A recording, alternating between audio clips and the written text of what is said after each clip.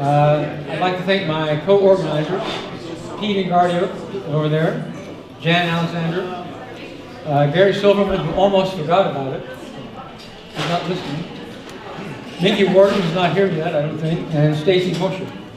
So this is the fourth China and Hong Kong related event we've been able to do over the years. We've done a previous one with the Hong Kong government.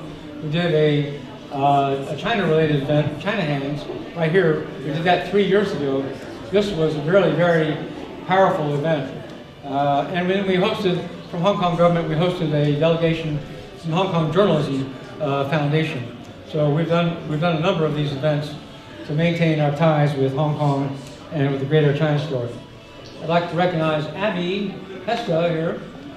She's based in Hong Kong for the Wall Street Journal for a number of years. She's on the OPC board.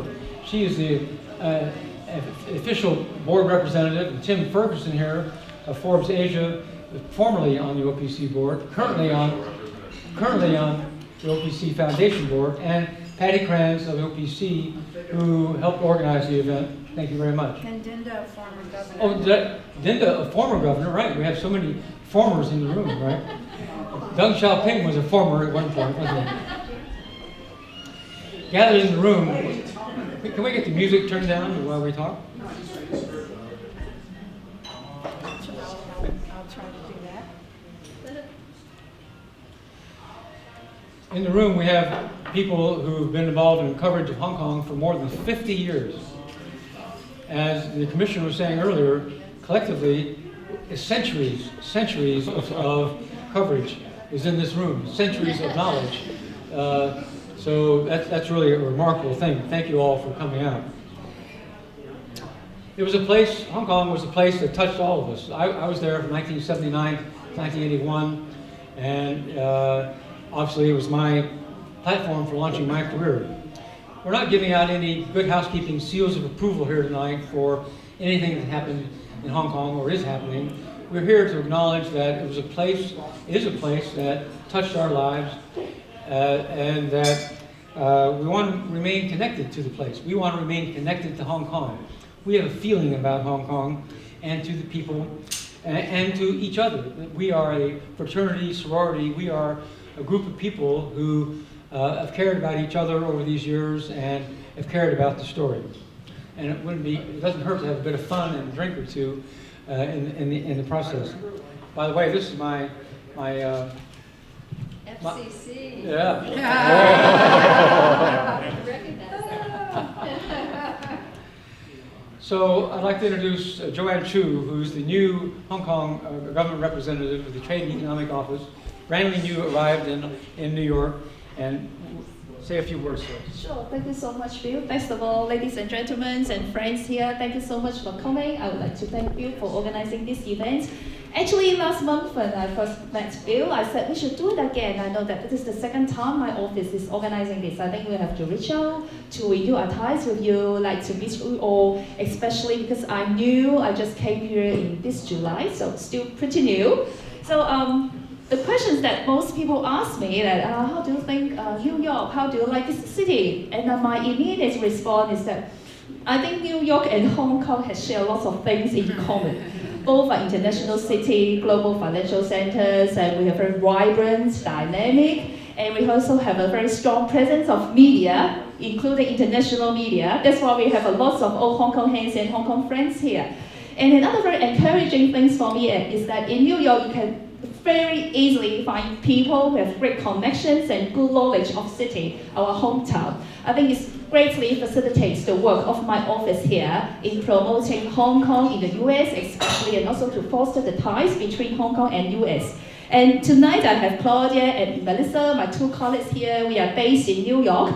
Although we are the Hong Kong office, we are not just here to serve the Hong Kong people, we are also here to serve all of you here. So if you need anything about Hong Kong, just feel free to let me know. Our office is very close, just as 54 and Park. You are also welcome to drop by to have a cup of coffee or even Chinese tea. And we are so glad that our Commissioner to USA, Clement, who is based in DC, can join us tonight. And may I pass on to Clement to say a few words?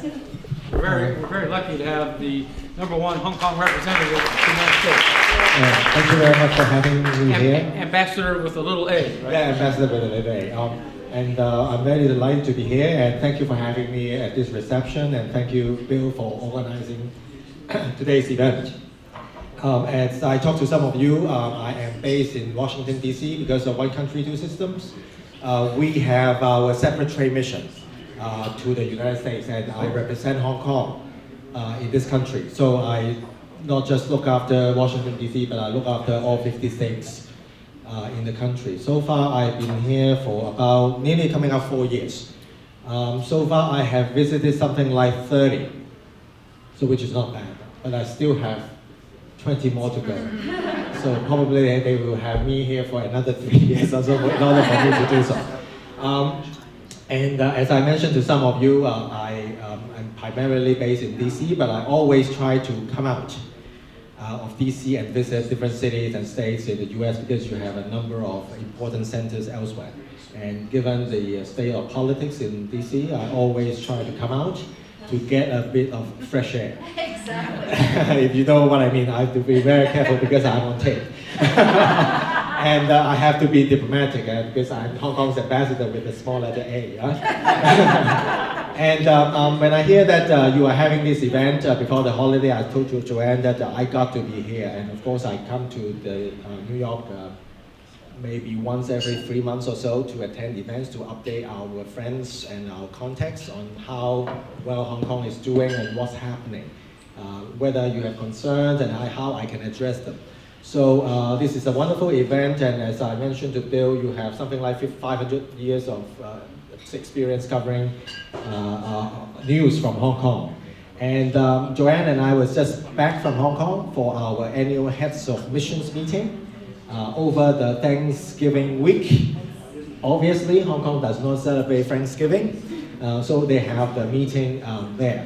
And of course, when I landed at the Hong Kong airport, I just remember how much I miss that place. Yes, it is very noisy, it is very crowded, it is very crammed, and sometimes the pace is too fast, and I still remember people going into the elevator and press close door immediately. When I first posted here, I did the same when I was in DC or in some Midwestern city, and the people were looking at me and said, "Sir, are you in a really great hurry?" I said, "No, that's the kind of a reflex action. It's that kind of bad habit." But immediately when you landed in the airport, you feel the energy, you feel the vibrancy. Intensity. And the intensity and the stress and the adrenaline level. But of course, I enjoy the efficiency and the kind of the very the vibrant pace. And of course, the great food, the dim sum, the egg waffle, the street food, and the seafood. I know that we're not serving that here today. It's an amazing place, and I hope that all of you, when you're working in Hong Kong, you have some sweet memories to share with us. And of course, one of the highlights of this evening's event is always that you guys share your stories about Hong Kong. So collectively, you definitely know more about Hong Kong than I do. And I have a daughter who is now studying journalism in the Chinese University of Hong Kong. So she is one of you. Tell her to pick a different field. That's what my wife said. And I was telling people that our family actually practice one family, two systems. So as you know, she studied journalism, she's very progressive. And I work for government, so invariably you will feel that I am more pro-government and more conservative. And I said to you that we practice one family, two systems. And I heard, she just finished her internship in cable TV Hong Kong. And she was telling me a lot of her stories about covering news in Hong Kong. So I really look forward to hearing from you about your stories in Hong Kong. So thank you again, Bill, for having me, and thank you for having this. Well, Yvonne Dunleavy, to my knowledge, has the record She was in Hong Kong to cover the beginning of the Cultural Revolution in 1966, right? Yes, when I was 12. Baby. Step up here, Yvonne, and tell us the story. Oh my God, Yes, you love me, and we love you, so this is going to be fun. This is a great story.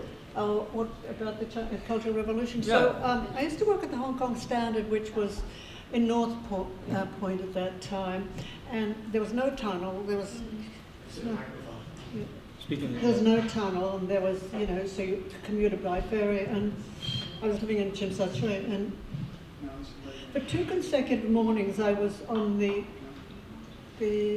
Hong Kong side of the ferry wharf, and there was a young man, and he was up in the parapet just sitting there.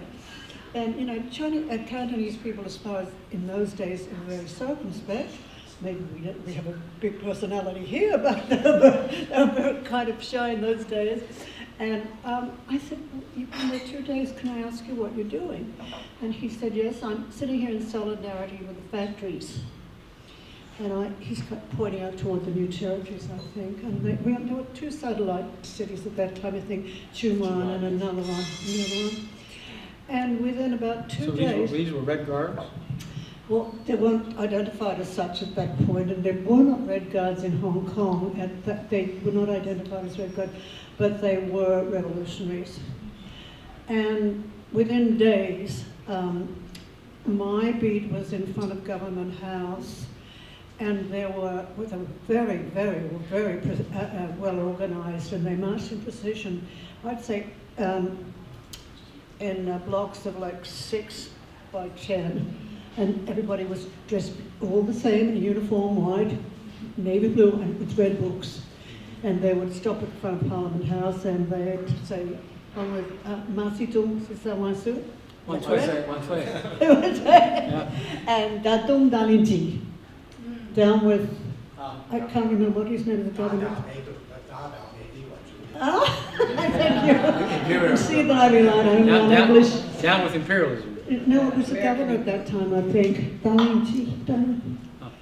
And within days there was like a full-fledged civil war raging in Hong Kong at that time. And trucks would be overturned, buses would be overturned. People who worked for the British government living on the same floor as somebody who was sympathizer with Beijing would be told, there's a list and you're going to be on it when the maoists come. So there's a lot of intimidation. And it was always understood there were 2 department stores, mainland department stores there.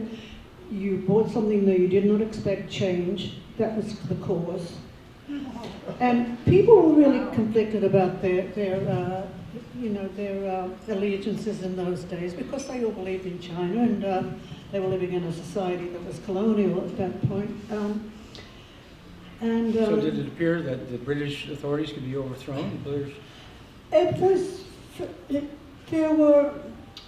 So the streets were full of like demonstrators and rioters, and that each side was claiming brutality from the other. Someone would have bandages with blood, and others would say that's just pig's blood. The Goylos didn't do that to him, and there was Goylos, right? Yeah, there was accusations back and forth, and then the Bank of China was playing get out of Hong Kong while you still have boats, ships and planes.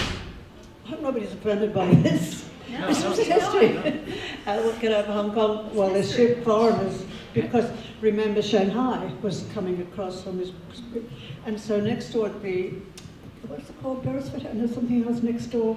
It was the government offices, and they put in Information Services Department. What was it, Dong was working on the paper with me at that time. That house next door that was the government office near the Hilton, and they just had Beaconsfield House. Beaconsfield House, and they had a whole barrage of, and all they could do was play a whole lot of Cantonese opera, which is suddenly drowned out. It's competition for the voices. And Tell us about the Jaguar. That's Melissa's story.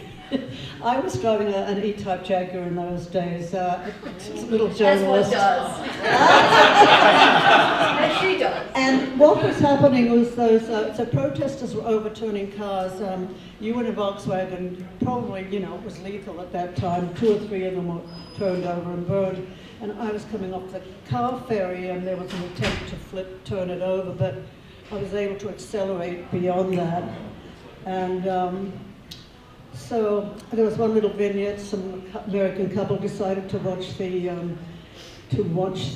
observe the riots, quaint little riots from a rickshaw, and they quickly got turned over and toppled onto the street. Well, good. So that was a tumultuous time, but you survived Totally it? tumultuous, and then artists, Life magazine. I was carrying some film for Life magazine, and I was chased by a whole lot of protesters, and I ran into the Hilton, which was the Foreign Correspondents Club at that time. And you survived all And these years. I survived, and I'm still only 27. We're going to go now to Richard Bernstein, who arrived. Thank you, Yvonne. Thank you very much. Thank you, Yvonne. Richard arrived in 1975 as the Cultural Revolution was ending, and was pretty much gone by that time.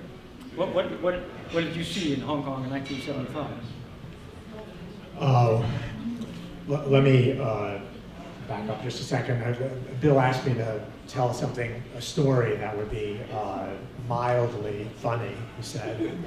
Mildly funny. I thought it was kind of low expectations on humor. I'm a very serious person, and that funny is not my thing.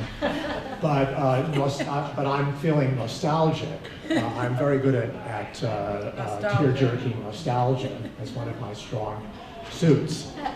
And Hong Kong, even now on those rare occasions when I go to Hong Kong, I feel that, kind of Proustian sadness because I was young then and I'm old now.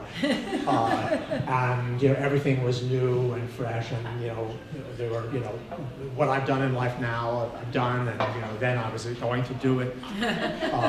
All those things. So, certainly there were no remnants or residues whatsoever of the Cultural Revolution or the kind of turmoil that we just heard about. I mean, Hong Kong was very, very stable under British rule, very orderly place, very low crime, growing all the time in prosperity. I remember early on, I had an interview with a guy, a Chinese businessman who had been to the Harvard Business School, and he had just conducted the first corporate hostile takeover of a large American or foreign company. I don't know. It was Bull of a Watch. And so this was a new story. I was working for Time Magazine then for the business section. I went and interviewed him. This is 1976 probably. And after I finished interviewing him, he asked me what I thought of the property market and whether the property market had really kind of reached its height or whether it was still okay to invest. And I said, "You're asking me? I mean, you're the guy who just took over Bull of a Watch. You're asking me about the Hong Kong property market." And I hope that he bought. And I'm sorry that I didn't. Even though I'm sorry about it too. Yeah. I guess a lot of us are in 1975. But Hong Kong was my first foreign posting. I was still in my 20s.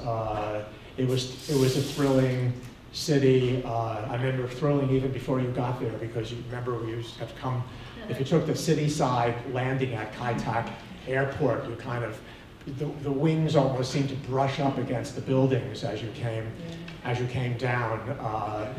And then you would land, and there would be the water, and then the view of Hong Kong in the distance, which never stopped thrilling me to just be in this place. It kind of reeked of a kind of post-colonial exoticism, and I have to say that I enjoyed that kind of post-colonial. I used to love to take the Star Ferry. It was the only mode of transportation on which I could afford to travel first class. So it was my music. So I would buy my first class ticket on the Star Ferry and go back and forth, and always be astonished at that amazing view And I had an amazing view from my apartment. I remember when I first got an apartment, I was on Bowen Road. Bowenville, yeah. Bowenville. And I mastered Cantonese to the extent of being able to say Bowenville to the taxi drivers. And I had a terrace and a beautiful view of the harbor. And I could stand on my terrace, with my coffee in the morning and look at the harbor and pinch myself and say, my God, I'm being paid for this. This is just unbelievable. Of course, what we did in those days, I was there until 1979. And then we collectively, there was a kind of a group of us that had all known each other in school. We've been at Harvard in graduate school. We studied Chinese in graduate school, and the famous John K. Fairbank was our sort of chieftain. And I always thought of ourselves, me in particular, as one of Fairbank's failures, because the failures, the ones that didn't get PhDs and go on to university careers, were the journalists. So Fox Butterfield was the first who went to work for the New York Times, which I went to work for later, and then I came along for Time Magazine. Jay and Linda Matthews were also in that group. So it was like this, and Dorinda Elliott was a little bit later, but she was there. And we all kind of knew each other from before, and then we all were in Hong Kong, and then a few years later we were all in Beijing. So it's almost like a kind of a generational feeling, a fraternity. The people that studied about China, studied Chinese, knew a little something, or at least we knew enough to know what we didn't know. And then speaking of which, I will finish. Our job was what we call China watching. Sometimes we were able to go to China, although I think I went for the first time. I was in China in 1972 with a student delegation. So I was there very, very early as a kind of, moderately Maoist, it was mildly Maoist. Mildly amusing Maoist. Sort of anti-Vietnam War. But I can tell you a little serious note here that that trip to China made me a lifelong anti-communist. And I very, very quickly gave up any illusions I might have had about a kind of benign authoritarianism and benign dictatorship, and I still feel that way. But we used to watch China. We used to have meetings. There were these, I don't know when were you ever in Hong Kong, or you were only in China? You were.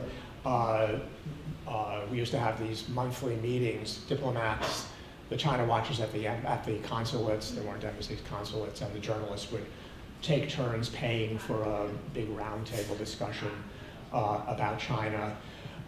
We couldn't go there, it was very hard to go there. We read the survey of the China mainland press, remember that? And we would FBIS, Foreign Broadcast. FIBIS, yeah, Foreign Broadcast. FIBIS, we get them in Russia too. Well, there was FIBIS, and then there was also something called the SCMP, not the South China Morning Post, but the Survey of the China Mainland Press, which was translations of radio broadcasts. And we would sit there, talk about tedium.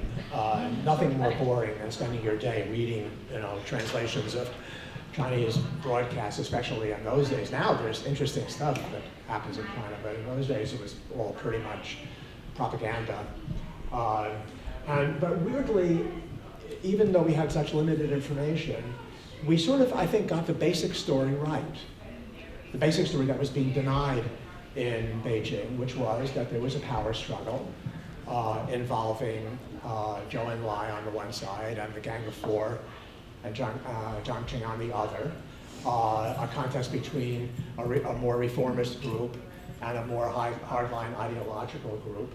And I think, we wrote that, and I think we were right. So I think we can be proud that we didn't really get the story wrong. I don't think we made mistakes, but I think that our portrayal of Chinese politics certainly was actually fairly accurate. Great. And so with that bit of self-congratulation. Good story. I'll tell just one story of mine, and I'll give the floor to Andrew Tanzer, who has a new book out. So Cathay Pacific was initiating air service from Hong Kong to London. and they wanted to take a bunch of us hacks on the flight. And my boss, being Australian, she didn't see any problem with it, so I thought that's rather glorious. First class to London. So we went and stayed in a glorious hotel, and the Brits supplied us with alcohol, of course. And then we flew back, and we stopped in the Gulf, in the Persian Gulf. The first time I saw the flames of the oil wells in the Persian Gulf. And then we continued on to Hong Kong, and we got word that there was a typhoon going, typhoon signal number 8. So I'm not sure how we knew this in pre-internet days, but we knew that there was a major typhoon going. And so we began asking ourselves, why don't we divert to Taiwan or someplace else? So we came in, and Richard described Kai Tak Airport so well. We came in that day in the typhoon, signal 8.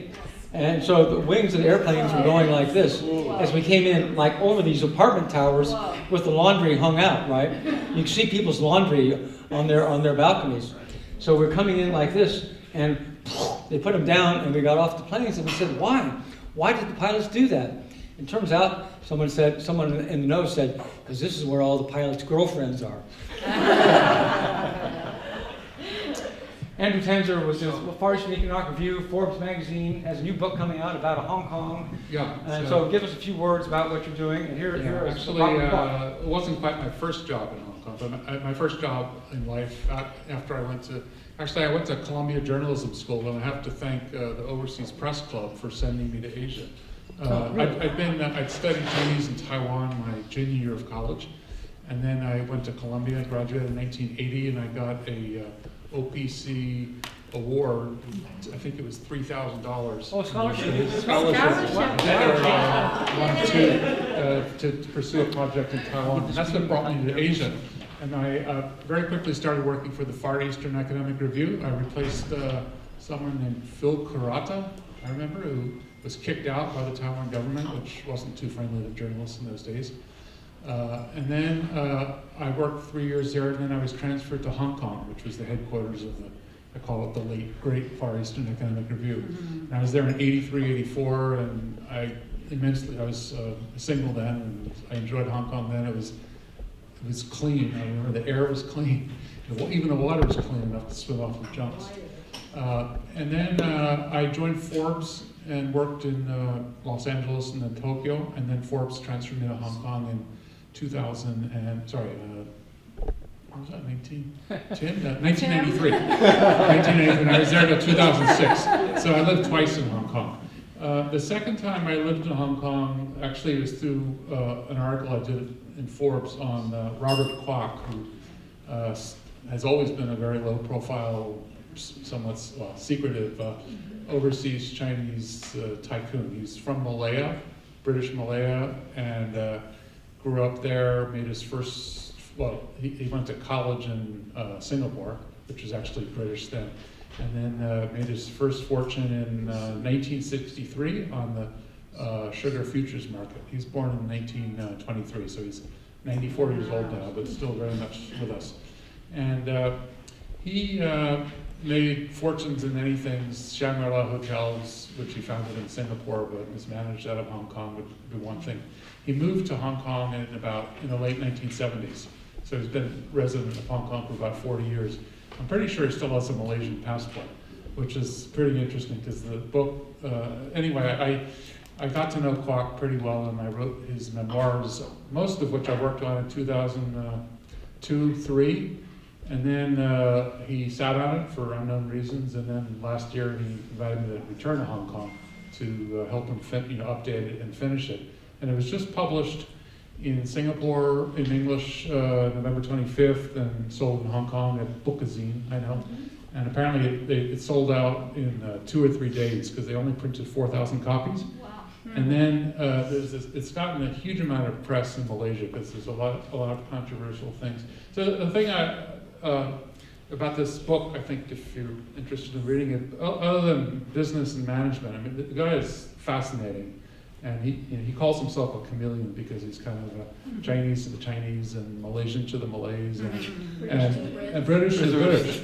You know, he's educated in fine colonial British schools. He speaks very fine English, writes extremely well in English. I think he's more literate in English than Chinese, although he speaks multiple dialects. And actually, one thing that's in this book, which I haven't read it anywhere else, is that he started studying Mandarin. I mean, his family is from Fuzhou, Fujian province, immigrated around the turn of the 20th century to Johor Bahru. That's where he grew up. Johor Bahru. Right? Yeah, right across the straits from Singapore. And so I call Kwok, I've never said it to his face, but I call him a born again Chinese. Because growing up, he was, again, very British education. And then the war broke out in China. The Japanese invaded in 36, 37, and it's described in here, but he has this passion stirring of Chinese. His mother was a very sort of patriotic Chinese. She was a college graduate, which is extremely unusual, I think, in early 20th century China. Early 20th century China. So he comes of age, and then he's in college when the bombs, Pearl Harbor Day, which is December 8th, start falling, and then college is let out. I just think Lee Kuan Yew was one of his classmates, and many of the future Malay prime ministers are his classmates, which is actually part of a lot of the controversy in the Malaysian press now is about what he's saying about the former ones versus the current ones. So he becomes, he goes home and he actually works for Mitsubishi Corp.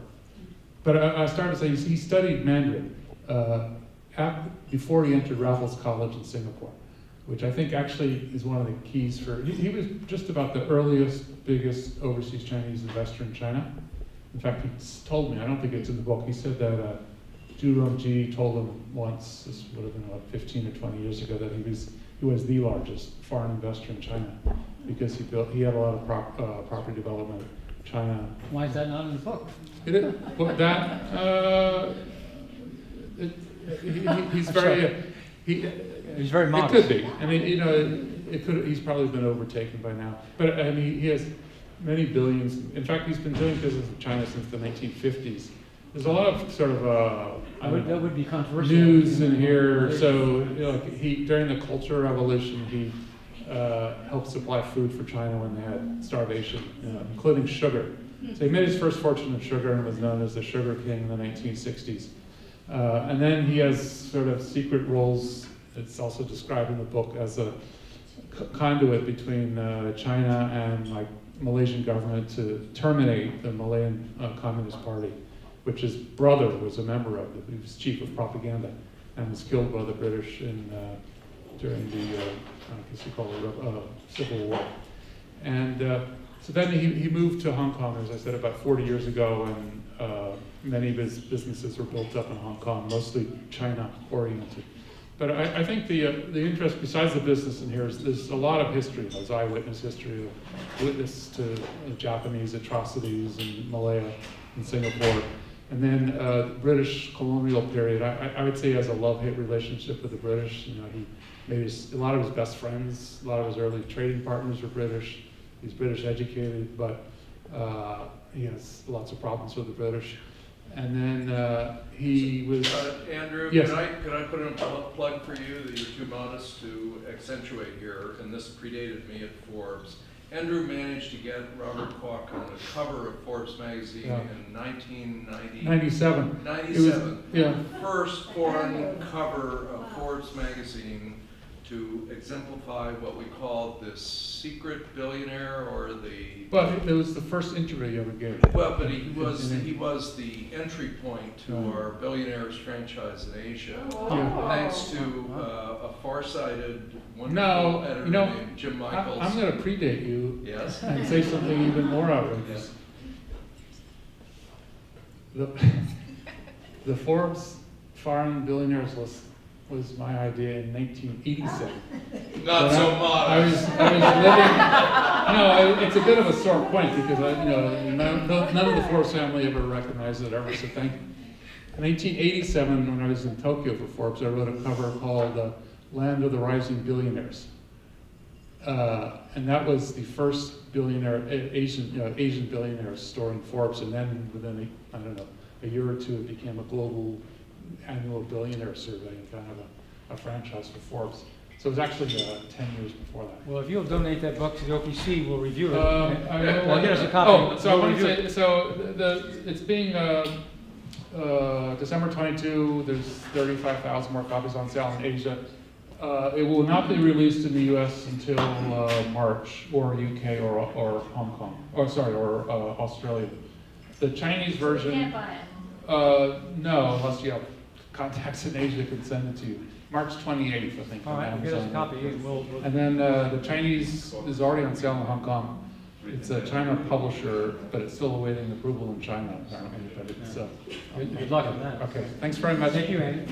So that concludes our formal presentation. So drink up and eat, and thank you to the Hong Kong government for sponsoring us, co-sponsoring tonight, and I hope you've enjoyed yourselves, and we certainly have had a good time listening to ourselves. Happy holidays.